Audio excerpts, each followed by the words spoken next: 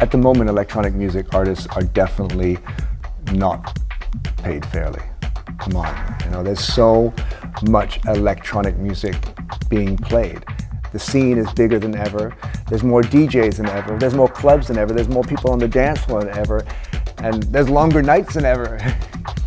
And that money is still going into a big black box where nobody really knows who it should go to.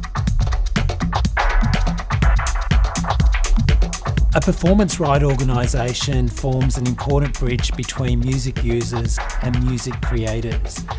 It will offer a licence fee, for example, to a nightclub and then distribute that money against the musical works that are actually performed at that venue.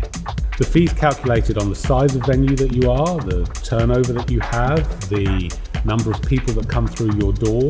The distribution is based on what we think is being played in nightclubs. The DJs have an opportunity to submit what we call a performance report via our system, but the number of DJs that actually use that system is very, very low, around 7%. If you're a busy DJ, there's no way in the middle of your set you're going to write down, I played this record, I played that record, it was on this label, this was the artist. You just haven't got time to concern yourself with such things. When there is money that's unattributed, it actually gets paid out to the people who've already been paid. Much of it isn't necessarily belonging to larger copyright holders. Much of it is bedroom DJs or it's emerging talent. I'd say the biggest track that I've had would be Low Frequency. Someone told me in Ibiza they'd walk from the top to the bottom of the West End and they'd heard it like 6 times from 6 different venues. I should have seen a return thinking about it, but I never have. In 2001, we had an amazing year. Roger Sanchez, Another Chance, Kings of Tomorrow finally, Guitarology, which was a massive club record in Ibiza, and across the world globally.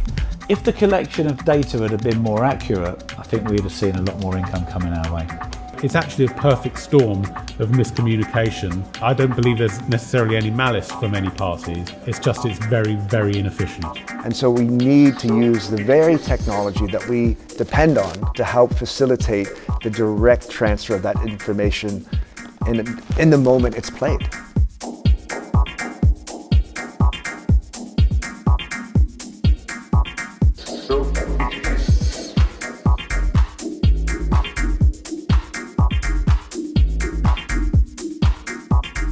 KUVO and RADR already relay in real time all the information that we need.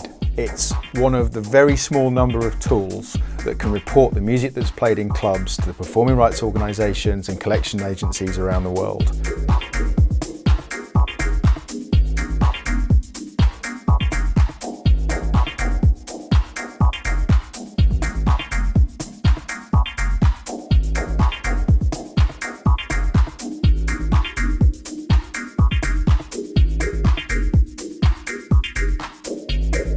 It takes the responsibility away from the DJ, away from the nightclub. It's a fantastically seamless process. For a year we trialled KUVO in a number of venues, and we also set up KUVO alongside some music recognition technology devices to compare the data. We were surprised at how good the metadata was at such an early stage. The music industry over the last 10 years has changed dramatically. The move to digital and to now services such as Spotify and Apple Music means that artists can't rely on selling records anymore as their primary source of income.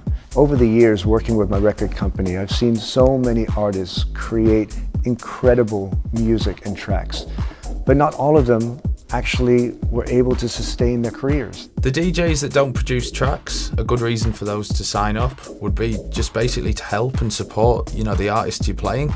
All supporting the music industry as a collective, as a group. Every event that we produce is populated by our artists, our DJs, our producers. If the information is collected by KUVO, we should be able to see some revenue coming back our way. People think you have records in the chart. You don't actually make as much money as you actually think. Had KUVO been around when Low Frequency was at its peak, I would have seen, a much better I would have seen a financial return. We're not talking about raising new revenues. We're talking about a pool of money that already exists from nightclubs.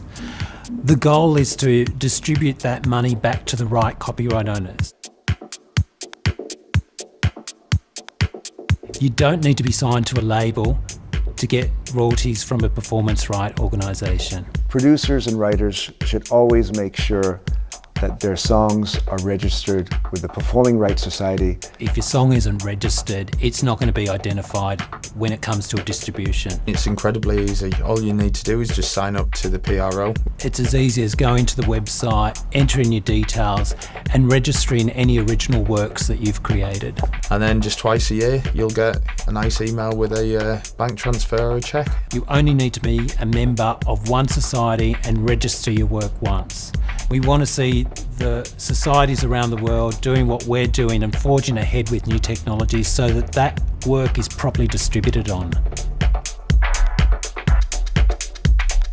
Because it reads metadata directly from the CDJs and the memory stick, if the metadata doesn't properly identify the tracks being played, it's of no use. So that from your demo to your promo to your first release, every time contains as much information as possible about the artist, the writer, and the data like an ISRC code or ISWC, which are the unique identifiers that say, I know what this piece of music is. And that's how KUVO will really take that next step. DJs are absolutely critical to ensuring that we operate in a get played, get paid environment around the world. DJs need to put this on their rider. We, as a group, need to be responsible for making sure this information flows. If the club doesn't support KUVO, they could insist that it's part of their rider. We use KUVO and RADR together at the Enter parties in space to make sure all the gigs, all the music was streaming directly to the PROs. KUVO's so easy to use. You literally just go into Record Box, click a button, and then it's on. So you just forget about it, you go and play. Tractor users are coming on board through RADR. Third-party products are now supported, and that will just increase as the technology evolves. Just say you write a smash that is played in clubs all over the world for 6, 12 months. Wouldn't you prefer the information that comes back about that to be enhanced and accurate by the clubs all having KUVO installed? You should receive the money that's due to you for that kind of exposure. The potential of this technology is actually revolutionary. Can we bring economics, money, creativity all together?